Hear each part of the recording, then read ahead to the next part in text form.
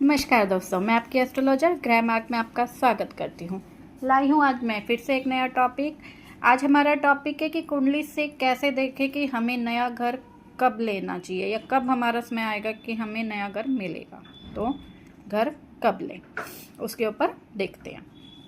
इस पर मैंने एक वीडियो शायद पहले भी बनाई थी, बट आज मैं फिर से डिटेल में बता रही हूँ, आपको अच्छे से देखना। तो घर कब लेंगे हम, उसके लिए क्या क्या देखना पड़ता है देखते हैं। देखो ये कुंडली है, इसमें मैंने आपको बताया हुआ है कि ये भाव होते हैं जो 1 2 3 4 नंबर लिखे हुए हैं। ये जो हमारा चौथा भाव होता है, इससे हम देखते हैं घर के लिए कि हमें कब समय हमारा आएगा, कब हमारा नए घर का योग बनेगा। पर उसके लिए और क्या क्या हमें देखना पड़ता है। सबसे पहले तो हम कुंडली में चौथे भाव को देखते हैं, जो मैंने अभी बताया। फिर उस चौथे भाव का स्वामी कौन है उसको देखेंगे। चंद्रमा की देखेंगे कि कहाँ बैठा है हमारा, कैसा बैठा है, और शुक्र। ये चार चीज़ हमें देखनी पड़ती है। घर लेने का योग और समय, ये चार चीज़ हमें बताते हैं। इनसे हमें पता चलेगा कि हमारा घर लेने का योग कब बन रहा, कौन सा समय अच्छा है। ठीक है, तो अब इसमें हम क्यों देखते हैं, ये चार चीज़ क्यों देखते हैं?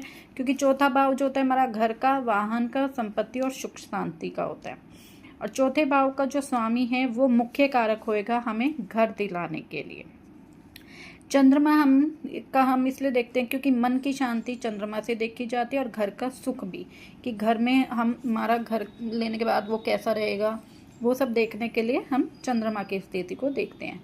और शुक्र जो होता है वो हमारी सारी सुख सुविधा का होता है, सुंदर घर का, वैभव का, सारी लग्जरी चीज़ के लिए शुक्र ग्रह को कारक माना गया है। तो हम चंद्रमा, शुक्र, चौथे भाव और चौथे भाव के स्वामी, इन चारों की प्लेसमेंट्स देखते हैं कुंडली में कैसी है। तो उससे हमें पता चलता है कि हमारा घर हमें कब लेना चाहिए। अब समय कब लगेगा, कौन सा समय सही रहेगा नया घर खरीदने के लिए। सबसे पहले जब आपके इस चौथे भाव का या इसका जो भी स्वामी है उसकी महादशा या अंतरदशा आएगी। सबसे पहली चीज़ ये देखते हैं कि चौथे भाव का जो स्वामी है या चौथे भाव में कोई अगर ग्रह बैठा है उसकी महादशा या अंतरदशा जब आती है। दूसरा हम देखते हैं गोचर में अगर गुरु हमारे चौथे भाव या चौथे भाव के स्वामी या चंद्रमा पर शुभ दृष्टि डाल रहा हो, यानी अगर गुरु यहाँ है तो उसकी 7वीं दृष्टि, या यहाँ है तो उसकी 7वीं दृष्टि, 5वीं या 9वीं दृष्टि चौथे भाव पे हो, या इसका स्वामी जहाँ बैठा उस पर गुरु की दृष्टि आ रही है, या चंद्रमा पर, इन सब पर गोचर जो एट प्रेजेंट में जहाँ पे हमारे ग्रह बैठे हैं वहाँ से अगर गुरु की दृष्टि आपके इन सब पे आ रही है तो वो समय भी घर लेने के लिए अच्छा होता है।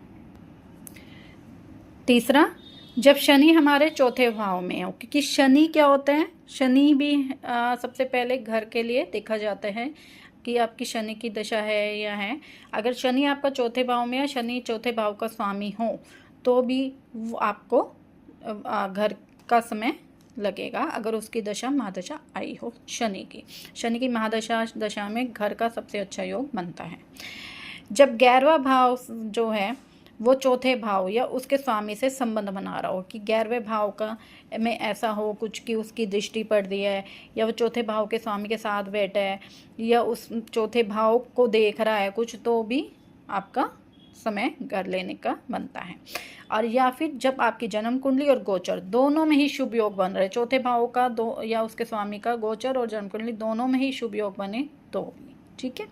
अब घर लेने के योग मैंने अभी बताया समय कौन सा होता है और योग कौन से होंगे। सबसे पहले कि आपका चौथे भाव का जो स्वामी है वो मजबूत होना चाहिए।